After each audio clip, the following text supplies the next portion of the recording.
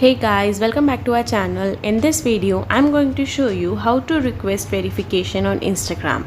So for that, open your Instagram, go to the profile, click on the three lines on the very top right, search for request verification, click on it.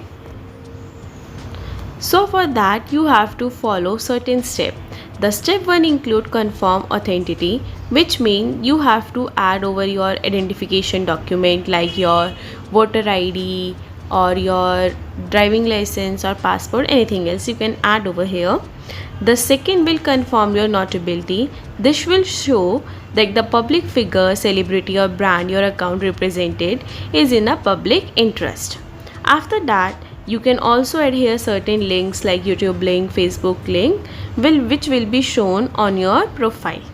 After that, you have to click on submit and your request verification will be submitted and a manual review will be done by the Instagram.